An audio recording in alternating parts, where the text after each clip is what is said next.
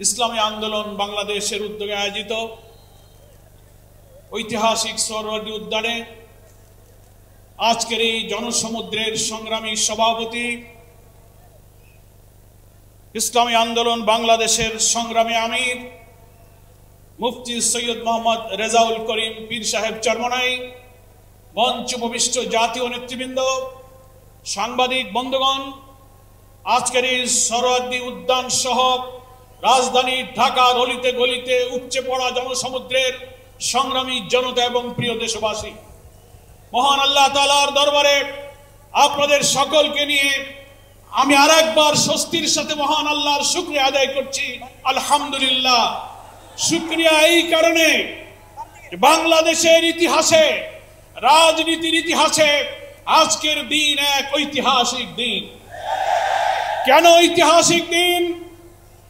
মুসলিম উম্মার নেতৃত্ব দানকারী দেশপ্রেমিক সকল ইসলামী দল, ব্যক্তিত্ব, স্কলারদের মধ্যে ভিন্নমত থাকা সত্ত্বেও আজকে একটি ঐতিহাসিক ঐক্যের যে পরিবেশ এবং সম্ভাবনা দেখা দিয়েছে, সৈয়দ মোহাম্মদ রেজাউল করিমের আহ্বানে আজকের ঐতিহাসিক মঞ্চে যারা বসে আছেন তারাই হচ্ছে এই ঐক্যের মহাকাণ্ডারী। সংগ্রামী ভাইরা আমার, আজকে নেতৃবৃন্দের উপস্থিতি এবং পীর সাহেবের সংগ্রামী ভূমিকায় তিনি আজকে নতুন ইতিহাসের স্রষ্টা হয়ে ইতিহাসে তার নাম স্বর্ণাক্ষরে লেখা থাকবে। সংগ্রামী দেশবাসী ভাইরা, আমি অন্তর্বর্তীকালীন সরকারের প্রধান প্রফেসর ডক্টর মোহাম্মদ ইউনূস আপনাকে বলতে চাই, আপনিও ন্যাশনাল কনসেনসাস কমিশন যেটা হয়েছে তারও আপনি চেয়ারম্যান, তার কো চেয়ারম্যান করা হয়েছে প্রফেসর ডক্টর আলী রিয়াজকে। আর নির্বাচন কমিশনের প্রধানকে আমি বলতে চাই, আজকের এই সমাবেশ থেকে, এই জনসমুদ্র থেকে এই বার্তা যদি আপনারা বুঝতে ভুল করেন, পিওর পদ্ধতি ছাড়া নির্বাচন বাংলার মানুষ গ্রহণ করবে না। আমি প্রধান উপদেষ্টা, নির্বাচন কমিশনার সকলকে বলবো, আপনি জাতির উদ্দেশ্যে নিরপেক্ষ থাকার অঙ্গীকার করেছেন। আপনার অঙ্গীকারের প্রতি আপনি সাবধান থাকবেন। আপনার কোন কোন ভূমিকায় জাতির মধ্যে কিন্তু সংশয় তৈরি হয়েছে। পরিষ্কার বলতে চাই, আপনি সোজা থাকবেন। আমরা আমাদের জন্য, কোন দলের জন্য আপনার পক্ষপাতিত্ব চাই না। 2000 ছাত্র জনতার জীবন, হাজার হাজার মানুষের রক্ত, 17-18 বছরের মানুষকে ফাঁসি, অত্যাচার, জুলুম, রিমান্ড, ক্রসফায়ার দিয়ে আলেম ওলামা পীর মাশায়েখদের যে নির্যাতন করেছেন, সেই সংগ্রাম আমরা ব্যর্থ হতে দেব না। ফলে আপনাকে অবশ্যই জাতির যে দাবি উচ্চকিত হয়েছে, নির্বাচনের লেভেল প্লেইং ফিল্ড আপনাকে নিশ্চিত করতে হবে। আপনি জাতির কাছে, জাতির উদ্দেশ্যে ভাষণে একটা কথা বলবেন, being a head of the government একটা কথা বলবেন, রাষ্ট্রীয় টেলিভিশনে একটা কথা বলবেন, কোন একটা দলের কাছে আলোচনায় গিয়ে সে কথা আপনি ভুলে যাবেন। এটা নিরপেক্ষতা ভঙ্গ হয়েছে। আপনাকে বলতে যে আপনি সোজা থাকুন। রাজনৈতিক সংলাপে আপনি দোষ করেননি, বৈঠক করার অধিকার সবার আছে, কিন্তু আপনি এক জায়গায় কথা বলে মত পরিবর্তন করবেন কেন? আপনাকে জাতির সামনে আসতে হবে, সকল দলের সাথে বসে আপনি বলবেন যে ভাই আমাদের এই অসুবিধা, আসুন আমরা সবাই মিলে এটাই করি, আমরা রাজি আছি। কিন্তু আপনার এই ভূমিকায় প্রশ্ন তৈরি হয়েছে, আগামী 8-10 মাস পরে যদি নির্বাচন হয় আপনি সোজা থাকবেন কিনা?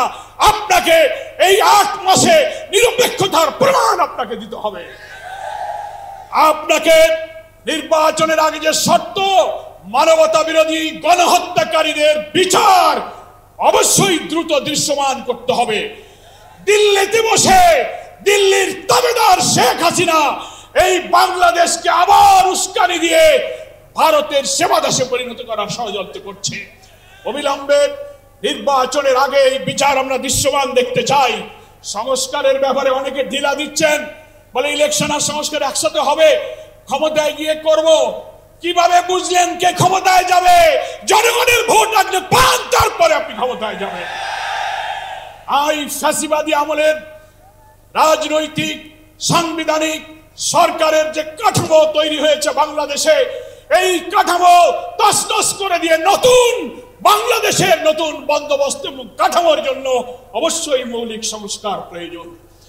এই প্রশাসনিক ব্যবস্থার মধ্যে আমরা নতুন কোন ফ্যাসিবাদ, নতুন কোন হাসিনার আমরা জন্ম দিতে চাই না। এই জন্য সংস্কার আমাদেরকে করতে হবে। আন্দোলনের শহীদ আহত যারা, তাদের চিকিৎসা এবং পুনর্বাসন করতে হবে।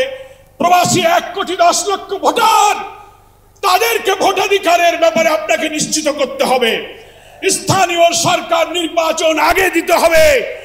জুলাই সনদ এবং ঘোষণাপত্র অবশ্যই, জুলাই বিপ্লবের বার্ষিকী আমরা 1 তারিখ থেকে 8 আগস্ট পালন করব। এর মধ্যেই জুলাই সনদ এবং জুলাই ঘোষণাপত্র আপনাকে বাস্তবায়ন করতে হবে।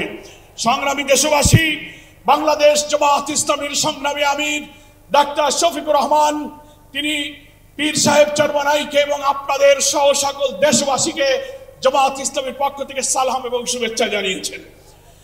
তিনি জাতীয় ঐক্যের জন্য যে ঐতিহাসিক ভূমিকা রেখে চলেছেন, আমি মনে করি চরমনাইয়ের পীর সাহেব সেই চেষ্টার ক্ষেত্রে একটি গুরুত্বপূর্ণ ঐতিহাসিক উদারতা, অবদান, মহব্বত রেখে ইতিহাসের একটি স্রষ্টা হয়ে তিনি থাকলেন।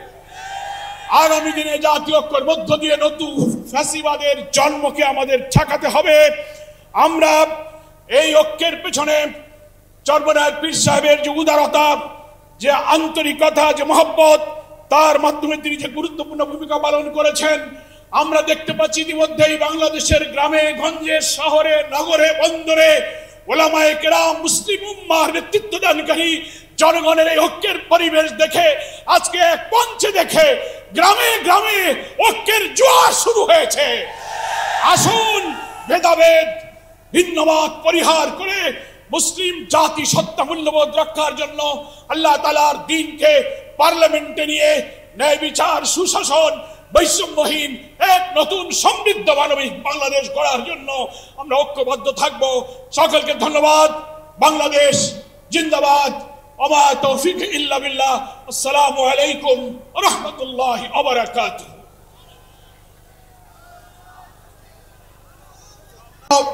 অধ্যাপক মিয়া গোলাম পরোয়ার বক্তব্য রাখছেন বাংলাদেশ জামাত ইসলামীর সংগ্রামী সেক্রেটারি জেনারেল, সাবেক সংসদ সদস্য অধ্যাপক মিয়া গোলাম পরোয়ার।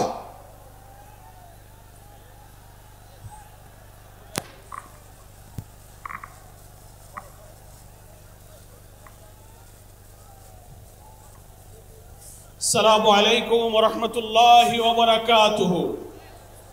আলহামদুলিল্লাহি রাব্বিল আলামিন, আসসালাতু ওয়াসসালামু আলা সাইয়্যিদিল মুরসালিন ওয়া আলা আলিহি ওয়া সাহাবিহি আজমাইন।